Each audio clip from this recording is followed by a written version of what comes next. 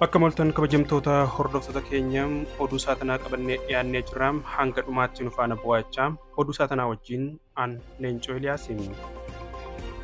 Godina Gujii Lixaa aanaa Galaanaa keessatti ajjechaa suukanneessaa namoota nagaa irratti loltoota mootummaatiin raawwatamee jiraachuun dhaga'amee jira. Kanarratti yaada jiraattota naannichaa irraa nu bira ga'an akka qabna. Haaluma wal fakkaatuun kibba ba'aa Oromiyaadhaan aanaa Sirkaatii fi hanga gammoojjii Baaleetii fi godina Harargee ba'aa bakkoota hedduu waldaan geesti akka waraana bilisummaa Oromoo deeggartan jiruun gidiraan uummata irratti raawwatu jabaatee tuufee jiraachuu irrattis wanta uummanni mataa jiran harka qabna. Haala waliigalaa rakkoowwan biyyattii keessatti deemaa jiran addattuu Oromiyaa keessatti tuufan kanaa wajjin wal qabsuun namoonni hedduunis waliigalteen araaraa marsaa sadaffaa deebi'ee eegaluu qabaa jechuudhaa fi gama biraatiin ammoo tarkaanfiin loltoonni mootummaadhaa achi booda fudhataa jiran maalii kan jedhus bal'ina odeeffannoo keenya keessatti walitti qindeeffannee harka qabna. Kan isin hordofaa jirtan Milkii Miidiyaadhaan gamanumaan bal'ina oduu keenyaatti isin dabarsina.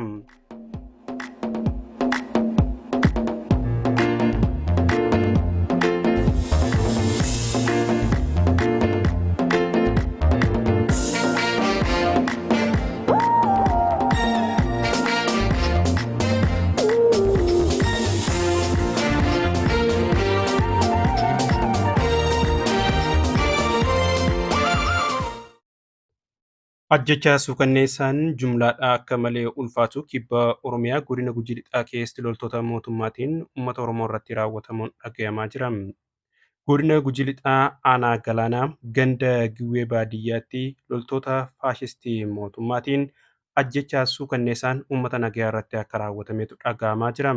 Qotee bultoota nagaan jiraatanii fi hirmaannaa siyaasaa takka illee hin qabne akkanumatti maqaa waraana bilisummaa Oromoo nyaachistu akkasumas waraana bilisummaa Oromootiif odeeffannoo kennitan jiru qofa itti moggaasuudhaan ajjechaa suukanneessaa dhaga'uudhaaf gurratti ulfaatu kana uummata irratti akka raawwatanidha kan odeeffannoon achirraa nu dhaqqabaa jiru ifa godhu.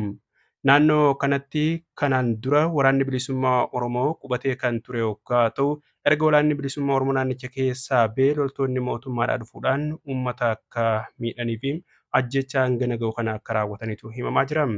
Ajjechaa kanaan namoota 6 bakka tokkotti kan fixan yoggaa ta'u namoonni kunis ji'uma kana guyyaa 24 2023 akka raawwatedha kan odeessi kun ifa godhu. Akka odeeffannoon achirraa nu dhaqqabe kun himutti namoonni ajjechaa kanaan ajjeefaman Badhaanee Loleedhaam, Taarikuu Miiraam, Bushaa Ataraam, Nugusee Gannaaleem, Halaqee Heexoosaa fi Chuuchuu Areerii kan jedhaman yoggaa ta'u namoota kana keessa jaarsa umrii waggaa 60 oliitii fi akkasumas dargaggeessa umrii waggaa 26 akka keessatti argamu odeeffannoon kun ifa hima. Namoonni achirraa odeessa kana nuuf ergan taateewwan raawwatame akka kanaan gadiitti kan nu biraan ga'an waan ta'eef itti dhiyaadhaa hordofaa. Akkuma beekamu ergaa mootummaan bilisiginnaa gara aangoo as dhufeera uummanni Oromoo halkaniif guyyaa somseeyni du'aa jiran. Kun duuti haaraa mitis akkuma beekamu iddoo amma uummanni nami lubbuun darbe san irratti kanaan dura waraana bilisummaa Oromootittu sochii naannawa sanatti gaggeessaa jira. Erga waraanni naannawa san dhiisee gadi ba'een duuba uummanni waraanni mootummaa naannaa saniin dhufe waraanni mootummaa naannaa san dhufe eega ta'een duuba isinittuu waraana kana nyaachisa, isinittuu waraana kana obaasa, isinittuu waraana kana wajjin jiraata, isinittuu dabarsa, isinittuu bulcha, isinittuu eeruu waraana mootummaa kennaaf jechuun namoota kana ajjeese. Namoota kana erga ajjeesen duuba namoota gaafa guyyaa 24 du'aan sanii gaafa guyyaa 25 nama 3 reeffa isaanii iddoo saniin kaasanii awwaalanii jiranii. Namoonni 3 ka gaafa guyyaa 25 du'an hanga ammaa reeffi isaanii achi ka'een jiru. Kanaafuu isaas akkuma waraanni mootummaa naannoo amma saatii amma asii fi voice godhu kanarraan gadhiisee baara waan ta'eef akkuma isaa awwaalamanii awwaalcha argannellee jala bu'ee isin hordofe isinii ka gabaasu ta'a. Sababiin du'aniif waraana nyaachistaa malee waan biraan qaban. Maatii qabsaa'otaati muti ilmi isaanii bosona baay'isiin jiru manuma ofii jiraatanii qotatanii bocatanii qaama qawwee qabu. Waraanni kunis yoo dhufee kan mootummaallee yoo dhufes kan nyaachisuus dirqama uummata kanaa waan ta'eef sababa kana ajjeesan malee sababa biraanis hin qabanu danta'a. Siyaasa kamiiraanuu uummata bilisa uummati baadiyyaa akkuma beekamu qaamuma isa keessa dhufe nyaachisee obaasuu malee siyaasa gaggeessuun qabu. Akkasii horii buddeeban galatamu ulfaadha.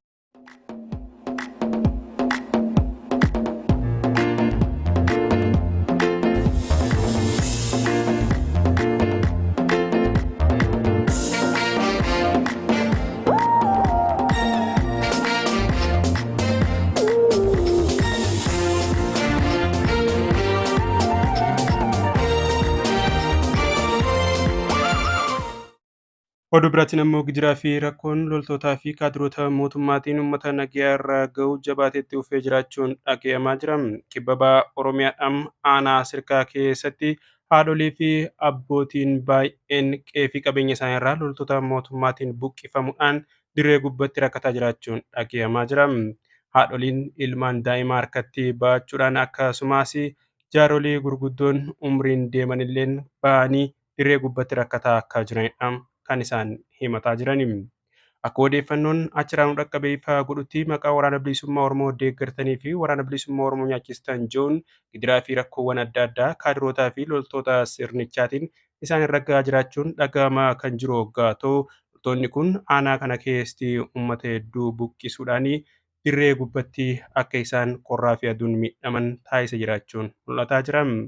Haaluma kanaan miidhaan wal fakkaataan aanaa sirkaa irraa ka'uudhaan bakkoota hedduu naannawaa saniin hanga Harargee ba'aa wal quunnamsiisutti sochiiwwan wal fakkaataan gaggeeffamaa jiraachuun mul'ataa jira. Aanaa sirkaa, qaaloo waabee akkasumas uummata gara hanga malkaa waaqannaatti jiru rakkoowwan wal fakkaataaf saaxilanii akka jirantutu himamaa jira. Rakkoon kun gara achumarra gad deemuudhaan hanga godinoota Baalee, aanaawwan garaagaraa fi godina Harargee ba'aa aanota hedduu bakkoota wal quunnaman hedduu keessatti haaluma wal fakkaataadhaan maqaa waraana bilisummaa Oromoo deeggartanii fi nyaachistan jechuun uummata rakkoowwan adda addaa hamaadhaaf saaxilamanii miidhaa hangana hin jaamne irraan gahaa akka jiranidha kan odeessi kallattii sanirraa dhagahamaa jiru ifatti saaxilaa jiru.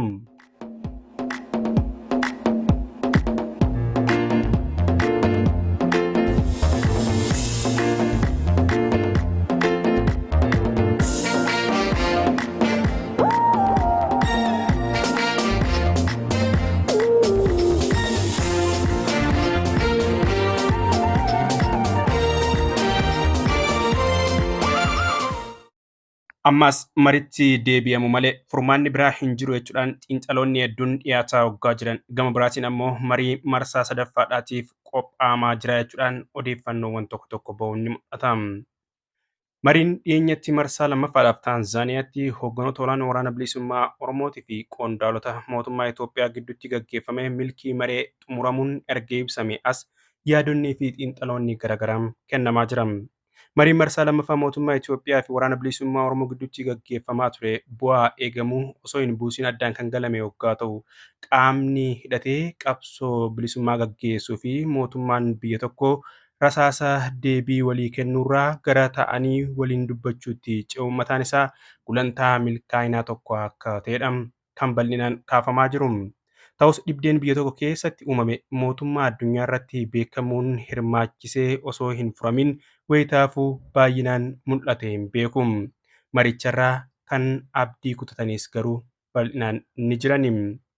Marii Taanzaaniyaatti torbaanotaaf gaggeeffamaa ture irratti qondaalota mootummaa hanga rogeeyyii miidiyaa fi ogeeyyii siyaasaatti yaadni garaagaraa kennamu itti fufee jira. Ofii marii gaggeeffamaa ture kanarraa maaltu baratama akkasumas bu'aan marii kanaa fuulduraaf maal akeekaa kan jedhu bal'inaan dhiyaachuu irratti argama. Dhimma kanarratti ogeeyyonni muuxannoo qaban bal'inaan xiinxala isaanii dhiyeessaa kan jiran hoggaa ta'u, ogeeyyonni seeraatii fi akkasumas dippiloomaatonni dhaabbilee idil-addunyaa hedduu waliin hojjechaa turan yaada kennaa jiraniin mariin araaraa gaggeeffamee waliigaltee malee bifa kanaan gargar ka'uun waan haarayaa miti. Garuu marii kana jalqabuun mataan isaa akka waan gaariitti ilaalamuu qabaa yeroo jedhan ni mul'ata.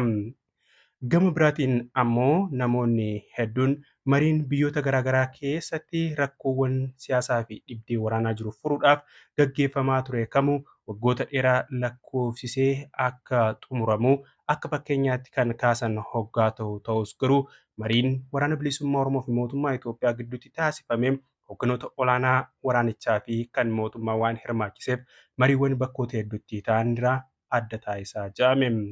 Hooggansi waraanaa tokko loltuu isaa dhiisuudhaanii marii kanaaf sadarkaa kanatti guyyoota hanga kana lakkoofsee kan argamu hoggaa ta'e yeroo hedduu bakkoota garaagaraa keessatti hoogganoonni waraanaa marii kana gara xumuraatti mallatteessuu qofaaf sadarkaa sanitti kan argaman hoggaa ta'u kun ammoo akka uummanni haala gaariidhaan irratti abdii godhatuu fi murtee dhaga'ame irratti akka malee akka gaddu akka taasisedha kan isaan eerani.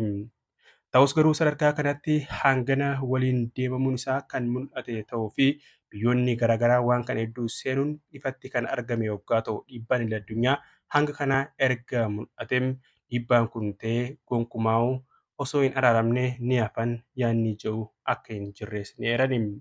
Yeroo kan fudhatu ta'us garuu marii kanatti deebi'uun ammaas dirqamaa jechuudhaan yaada isaanii dhiyeessaa kan jiran hoggaa ta'u qabxiiwwan hanga ammatti irratti waliin dubbatan bu'uura godhachuudhaan mariin kun haala itti milkaa'inaa fi furmaata gaariidhaan itti xumuramuu danda'amutti marsaa biraatiif of qopheessuu qabamaas yaadni jedhu mul'ataa jira. Bal'inaan ilmaan Oromootii fi qaamonni garaagaraa keessattuu waliigalteen akka raawwatamuuf fedhii qaban bal'inaan yeroo isaanii qoodaa kan jiran hoggaa ta'u ammallee mariin kun milkaa'inaan akka xumuramuu fi akka itti walitti deebi'anii mariin bal'aan taasifamuuf yaadota bu'uuraa tokko tokko kaasaa jiraachuun argamaa jira.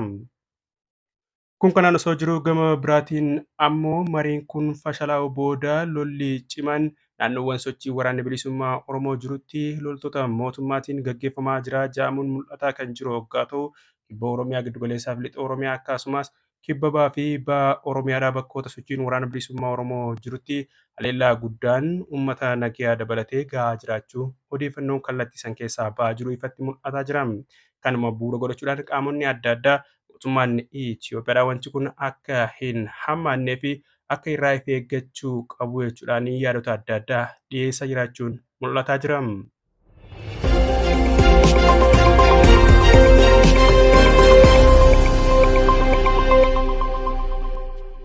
Kabajamtoota hordoftoota keenya odeeffannoon saatanaaf qabannee dhiyaanne hanganuma waan ta'eef hanga dhuma sagantaa keenyaatti nu faana turuu keessaniif galatoomaa jechaa odeeffannoo itti aanuun hanga deebinee wal agarrutti yeroo gaarii qabadhaa.